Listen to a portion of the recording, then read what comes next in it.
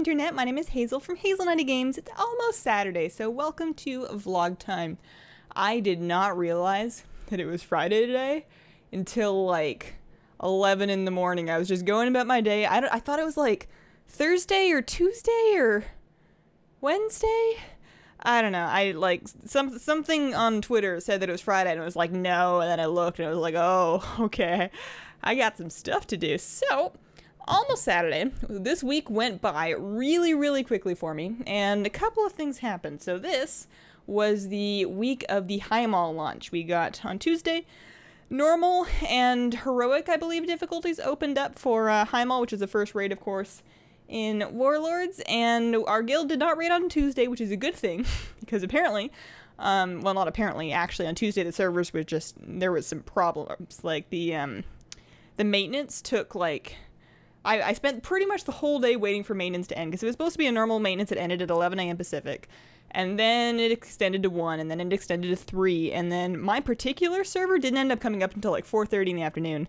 I felt very bad for the people that had raid times that started before then, like scheduled raid times anyways. So that happened, and then the servers were up for a little bit, and then they were down, and then they were up, and then they were down, and then they were kind of working, and then they weren't working, and Tuesday was just a wash. But by Wednesday, everything had sorted out, which is good, because Wednesday was my guild's raid day. My guild is going to be raiding on Wednesdays and Thursdays. We're starting on normal and seeing how far we get. We're going to be fairly casual about it, but we've got some really good people, so it's gonna be all right. And I wanted to talk, if I can stop being distracted by my kitten, I wanted to talk about how that first week went, how the raid was so far. So on Wednesday, you all right there? On Wednesday, we did, we got through Kargath real easy. Kargath was like first try. We did the Butcher on like our 3rd or 4th try, something like that. You good up there? There's not. No, that's my hair. That's my hair. You can't have it. So Butcher took us a couple tries, and that was really just getting coordination down. Some part of it was me. We did Kargath, the Butcher, and Tectis. We started Tectis on Tuesday or on Wednesday, and then yesterday, last night we finished it up. We did the rest of Tectis, which was crazy, and then we did Brackenspore at some point. I don't remember which night that was, but Brackenspore wasn't too bad, and then Twin Ogron as well. We managed to get them down. So pretty good progress. Normal, which is the old flex difficulty, isn't really all that bad, so it went pretty good. Our guild's pretty evenly at level like 635 or so, and the fights, I was very impressed. So with Kargath, obviously, I went in as a ranged DPS for this. I played my Shadow Priest, and I'll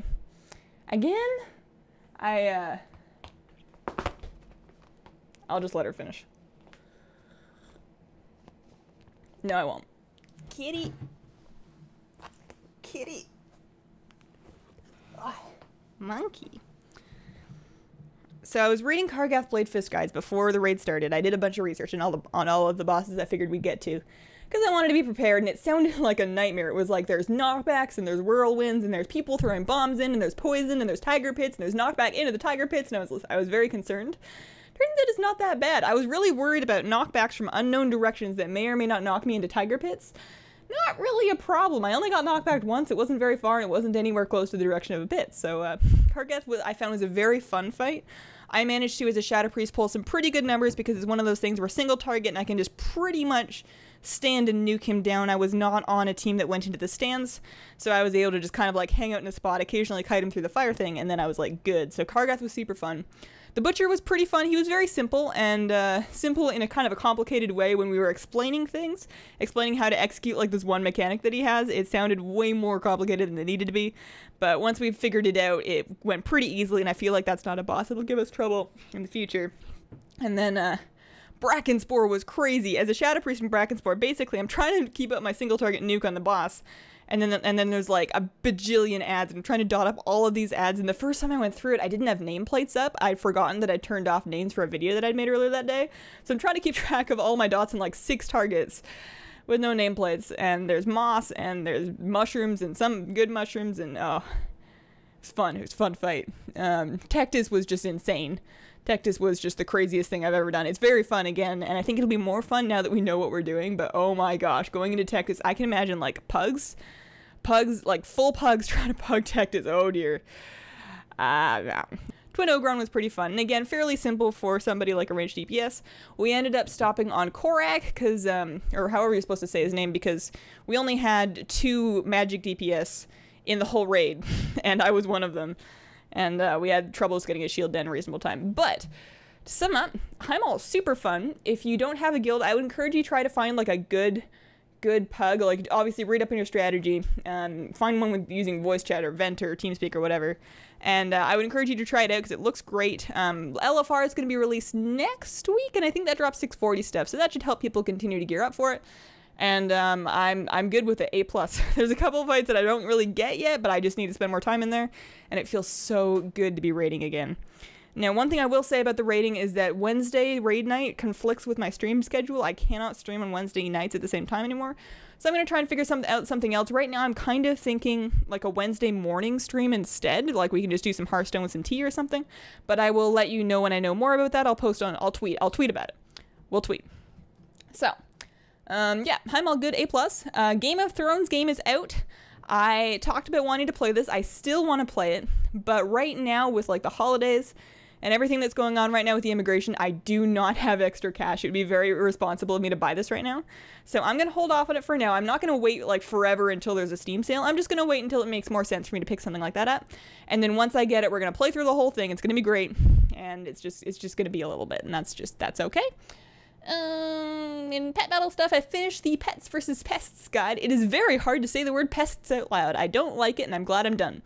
I finished those. Next week, I'm going to start the Draenor Tamers. I'm going to try and work out 2 pet guides to them wherever possible so that we can start using those for our power leveling max level pets, and of course whenever possible. And then once we're done with the Draenor Tamer guides, we're going to do the garrison challenges. Those look challenging, so we'll see how that goes. I'm going to get guides together for those, and then once we've done the Tamers and the garrison challenges, I'm going to do the Elec achievement challenges, like an awfully big adventure. There is a whole bunch of fights that we're going to need 2 pet strategies for, so lots to do. I'm going as fast as I reasonably can, and those videos, the Tamers, will start coming out next week. So look out for that if you're interested in those. And we got a couple of questions. One of them was from last week. One of them was from the week before. Last week's vlog was really rushed because of the whole Thanksgiving thing. But, yeah, questions. So Harble2 wants to know, have you tried healing it in Warlords and found it to be similar in difficulty to something he'd referenced earlier? A lot of people have been having a hard time adjusting to the new healing model, and I totally understand why. And I have recently. I finished leveling my Restoration Druid up to level 100 so that I have a max level healer to try things out on. I've got her geared up to like 628 or so, and I've been healing heroics. I've been healing both pugs and guild groups. So, my take on it is that it's not very hard, but if you're playing a Resto Druid, I feel like the ease of healing for me is largely part of the fact that Druids seem to be quite strong right now. I also had a similar experience in my Holy Priest when I tried that out. So on one hand, it depends on your group. If you have a group that face pulls everything, CCs nothing, interrupts nothing, and stands in stuff, it doesn't matter how good you are or what class you are, they're gonna die and they're probably gonna blame you, and that just sucks. So part of it is your group, but if you can get a good group, or like a decent moderate group, I find that healing's actually really fun. I find it more fun than it was before. I feel more, even though my heals don't heal for as much, nobody else can really heal themselves for much either, so you feel very useful, you feel very powerful in these dungeons, and I'm really enjoying it. I want to do a lot more of it. I want to try and get my druid geared up enough to start pugging Highmaul, but that's going to take a little bit of time, and I'm trying to do too many things in WoW right now. I can't handle it. So I have not found healing to be super difficult. I have not tried things like I heard Holy Pallies and Resto Shamans feel kind of rough right now. Haven't tried that out yet. And I think, of course, it largely depends on your group, because some of these pugs, some people are still in Mists of Pandaria mode. They're still just like face pulling through, and that's not, it's not good. And that. And then Lord Finbar wants to know, could you do a video showing what you consider to be the top 5 or 10 essential rare pets to capture? So, I at one point did something sort of similar to this. I went over my top 3, not for fights, but just for like general use. I talked about the turnip because it was needed for capture at the time, and then the Anubisath idol, and then I just liked my Darkmoon Zeppelin.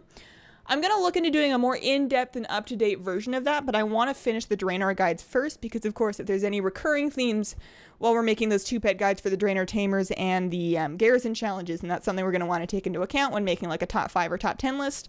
For now, for like a quick stopgap thing, if you're like, you just got your first team to level 100, or you're level 100, you're just leveling up your first team to level 25, or you've just got your first team and you're wondering who else to level next, I'm going to go ahead and say that the Anubisath Idol is useful on a vast number of encounters and can probably be used on more than I'm already using him for.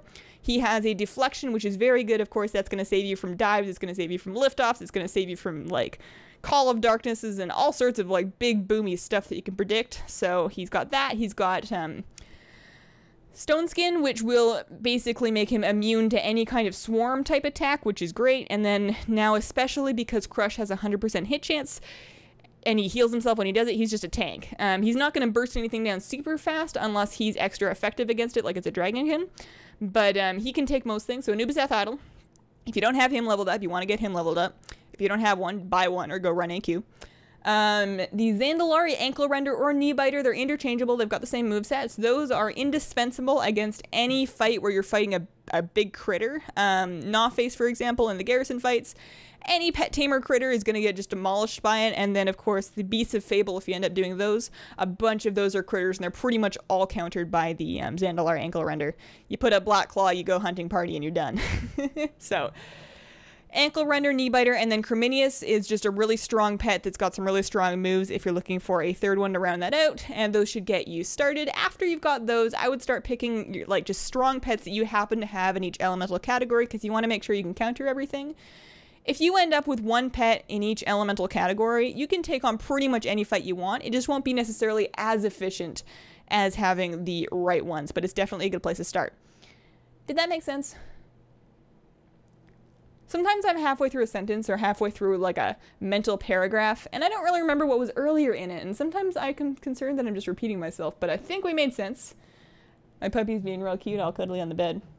I want you guys to play with each other. Go play with him. Go play with him. My cat doesn't speak English. Sad. All right, so that was my week. If you have a question that you would like answered on a Almost Saturday vlog, just leave it in the comments of the most recent Almost Saturday vlog. We'll get to that, and I hope you all have a wonderful, wonderful day.